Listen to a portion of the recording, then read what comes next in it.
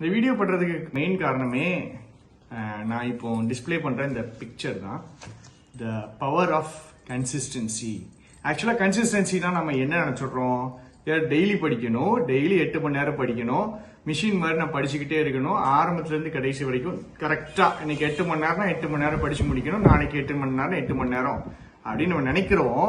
But ஆக்சுவலா கன்சிஸ்டன்சினா அது கிடையாது. கன்சிஸ்டன்சி அப்படின்னா இந்த படத்துல பாக்குறீங்களே, ஒரு நாள் நல்லா பண்ண முடியும், பட் இன்னொரு நாள் கம்மியா தான் பண்ண முடியும். ஒரு நாள் ஓரளவுக்கு பண்ண முடியும், இன்னொரு நாள் நல்லா பண்ண முடியும்.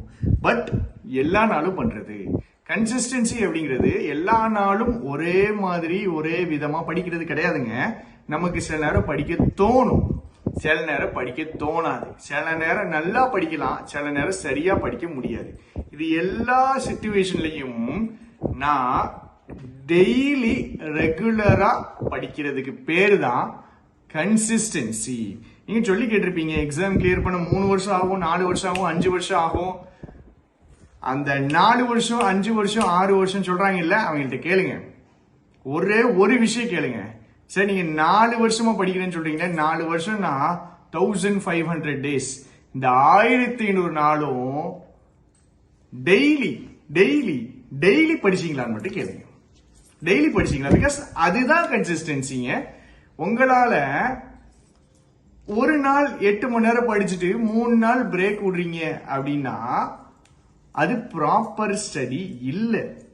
Daily 2 hours 3 hours 4 hours daily ரெகுலரா கரெக்டா ஒரு டைம் பிக்ஸ் பண்ணி ஒரு ஹேபிட்டா என் லைஃப்ல மாத்தி அதை கொண்டு வர்றதுக்கு பேரு தான் கன்சிஸ்டன்சி. சரியா? சோ அதாவது ஐரன் என்ன தெரியுமா, இன்னைக்கு ஞாயிற்றுக்கிழமை, இன்னைக்கு தான் நம்ம படிப்புக்கு லீவ் விடுற நாள், இன்னைக்கு தான் நம்ம என்ன பண்ற நாள், ஜாலியா இருக்கிற நாள், சூப்பரா அப்படியே கொஞ்சம் ரிலாக்ஸ் பண்ற நாள்.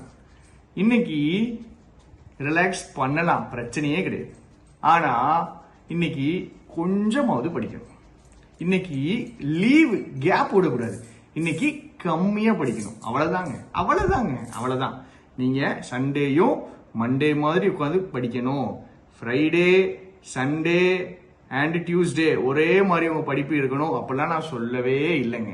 நிறைய பேர் சொல்லுவீங்க, எனக்கு இன்னைக்கு சண்டேனே தெரியாதுடா, எனக்கு எல்லா நாளும் ஒரே மாதிரி தான் இருக்கு.